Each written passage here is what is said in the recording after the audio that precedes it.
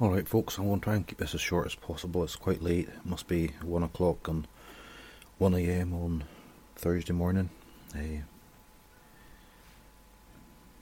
June the 4th or something like that, I don't quite recall. Anyway, where am I tonight? I'm doing my end stops tonight. These are little limit switches for the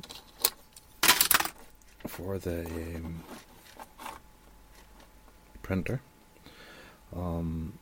I've been trying to source as much parts as possible from recycled materials, and what I mean by that is old printers that are going to skips, any old electrical equipment that's getting chucked out, salvaging what I could from them. And one of the things I was hoping to get was end stops. Now, I must have broken apart a dozen printers looking for end stops, and I got one. They all use opto switches or optical switches, which are like little wee laser light beams or something like that that gets broken when something passes between them, and they're not quite suitable for the purposes that I need. So luckily I got a chap that had a supply of these going spare, so he posted me 3. A big shout out to Muttley, you know who you are, mate. He's alright for an Englishman now. So he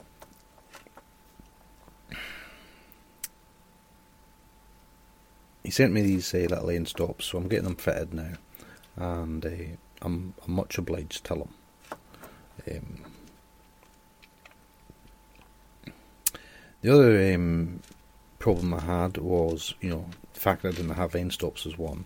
The other problem was that these brackets, they're not entirely suitable. I find them quite fiddly, and they were printed for an end stop design with a longer distance between the mounting holes for a bigger end stop, basically.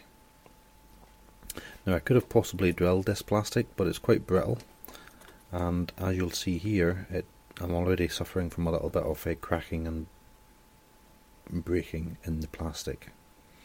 I don't know if this is ABS or PLA, but I suspect it's ABS.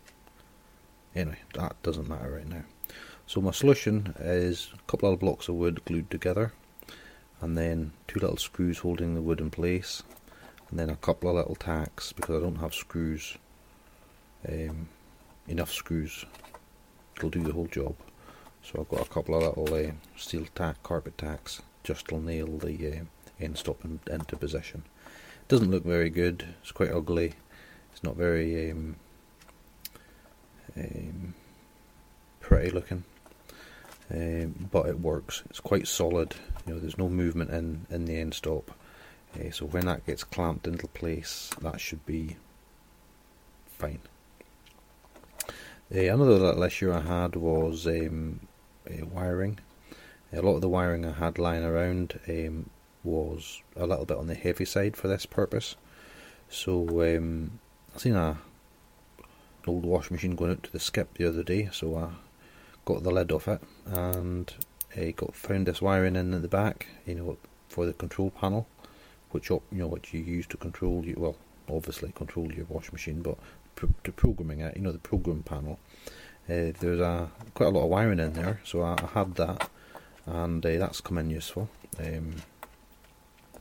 So then I just twisted that together just to make it look a little bit neater and to keep it all together. And I've just finished soldering this little plug onto the end of it now. Ah, damn it! Would you believe that? I forgot to put the shrink wrap on it before I soldered it.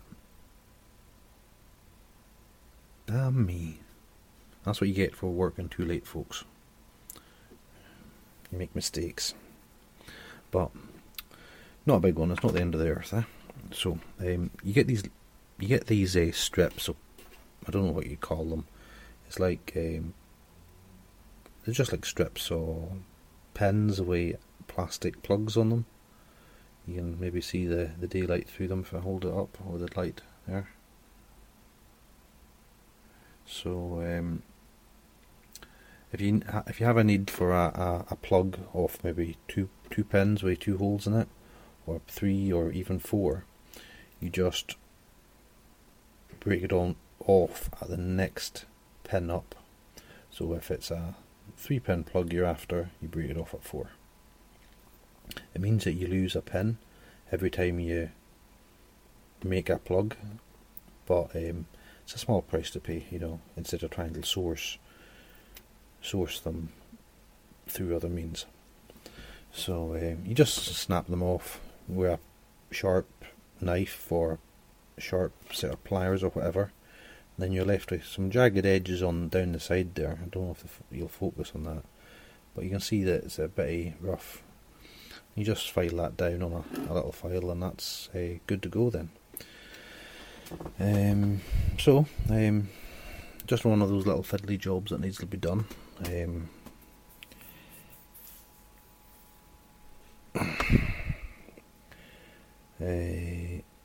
But I'm making progress. The printer's running. I've got some what you call it, PTFE tubing coming home. It might take a couple of weeks because it's coming from China.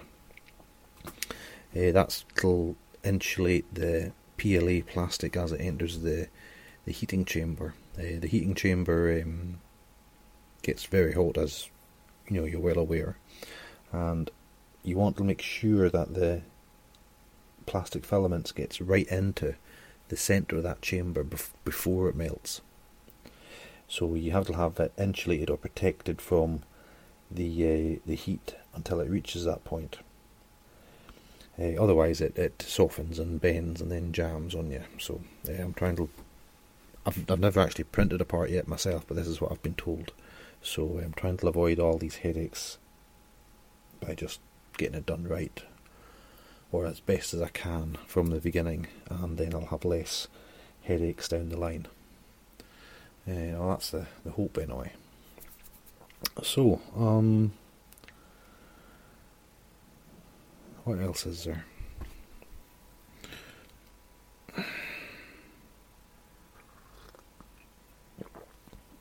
I've got my end stop switches to do.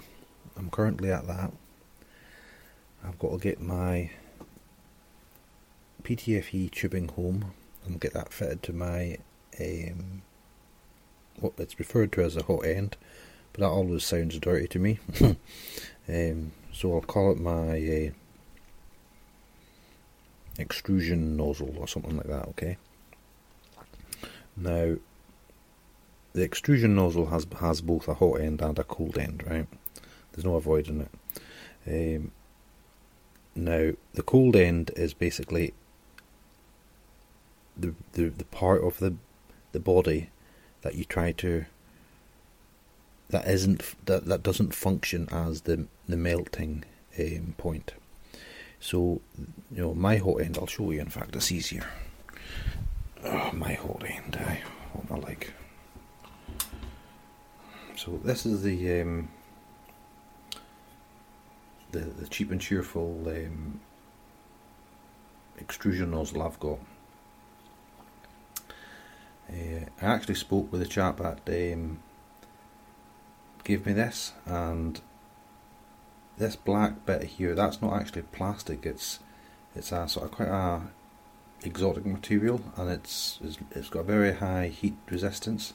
So he uses that as a thermal barrier, because this will be mounted up underneath these plastic parts here.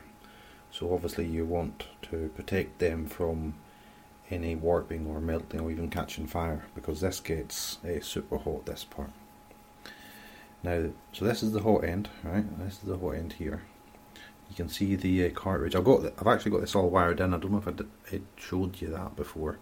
I've got all that wired in now, and it is working. The cartridge heats this up very fast.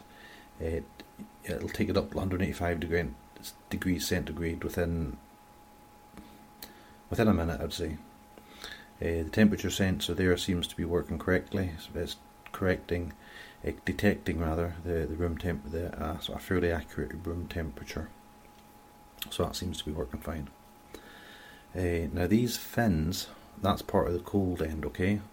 That is there to try and radiate the heat away from the filament as it passes down through this nozzle. And this white part, that's a bit of PTFE tubing that's threaded onto the stainless nozzle that feeds down into the body or the hot end. And that's also there as a added protection from other parts down here getting melted, because this PTFE part is actually recessed up inside the body of this red part here, which is the extruder body. Okay. So one of the outstanding things I've got to do is to make a shroud, as it's referred to. Sorry, but it's basically a little bit of ducting to go around this plate somehow, and with a little fan to blow air across these fins to aid in the cooling of this area. You want to keep this part as cold as possible so that you can regulate this accurately, and because if the heat is being drawn away from this, you're going to be putting in more current, and you got to try and keep an even heat at a specific temperature for good extrusion of your plastic through the nozzle. So that's the theory behind it. I've never actually tried it yet. Now, when I got this nozzle, the chap did give me a sort of homemade shroud or duct, and this is it. Okay. Obviously he was pushed for time, and he's used this clear tape that's on it. It's a heat resistant adhesive tape called Captain tape. It can handle quite extreme temperatures, so that's what he's using to hold it together.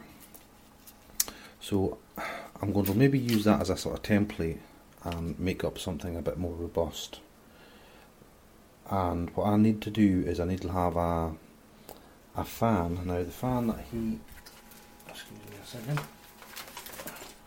the fan that he gave me was this little one here, but that's I think that's a 24 volt fan, and that just sort of was meant to go in there and direct air into the duct and help cool the cold end of the extrusion nozzle or body of the hot end. Right, so it's a bit haphazard, doesn't look very robust. Doesn't really, I don't know if it really works. So I'm hoping to maybe redesign it with possibly a bigger fan that will produce more airflow. I'm hoping to maybe make it even more compact, because I think the width of that is just maybe a bit too high. And then, in fact, the more compact and narrow the ducting is, the greater the airflow will have to be across those fins, and hopefully the heat removal will be increased. That's my theory at the moment anyway, but it's going to be a fiddly little job. That's not one I'm looking forward to doing, but I think it's going to need to be done. Other things that remain to do are getting the hot plate or the bed connected up. Now that needs I think that's an 11 amp current that requires. So I don't know if my power supply is going to be fit to do that, but that's something I can maybe get away with as I'm only using PLA filament. You don't necessarily need a hotbed or a hot plate for PLA because it doesn't warp as much as ABS filament when it's cooling, so I might get away with that. Another issue that I've noticed today actually is these little clamps up here. This one is definitely slipping quite badly. I think that's because one of the nuts here is slipping, or it's not tightening up correctly. And I don't have a spare.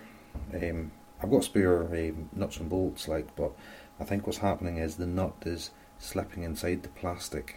So that's something that I was never happy with this solution. It's just kind of crappy. So I want to replace that with something else. But it might do to print out a couple of parts. It might do it so that I can print out a couple of parts to replace them. So I'll see how that goes. I've still got some software issues that I'm trying to work out. Calibration of the X, Y and Z axes. I tried the Z axis today and I'm finding I'm getting quite low movement on the Z, and what I mean by that is at the moment the bottom of the carriage is about 10mm off the top of the plate. Now remember, this has got to go in under, this part here has got to go in underneath that yet. So I don't know what height this is going to have to be off the plate, but that nozzle there will have to be within like 0.5mm or less off the plate. And that will be my 0 point then for the Z axis. Now from this point here currently I've only got something like 80mm of height before the motor starts to hit. It's more like 85mm before the motor starts to hit this mounting bracket here. I believe the highest anyone has managed to get out of the Z axis on this design is about 105. So you're only looking at 10cm high for your print. That's its maximum really, 10.5cm. I might go and alter where this is mounted, or possibly alter how it's mounted, so that these brackets aren't no longer pose a problem. This could be mounted with zip ties, and that would reduce the amount of obstruction here. So little things, I guess, tweaks. I had to tighten up this belt. This belt wasn't tight enough, and it was slipping quite regularly as well. So that's been another little fault that I needed to be rectified. And I could go on, folks. There's been little bits and pieces that got on slack and things that needed adjusting. But it's coming along. I tested the hot end the other day. It seems to be working. And how well it works, I don't know yet. I've got the motor working for the extruder. I can both feed the filament into the hot end and retract it in case of a jam. So the progress is quite slow, as I say, but it's coming along. So that's almost 20 minutes, folks, so I'll leave it at that. And until next time, I hope you've enjoyed these updates and found them interesting. And bye for now. Catch you later.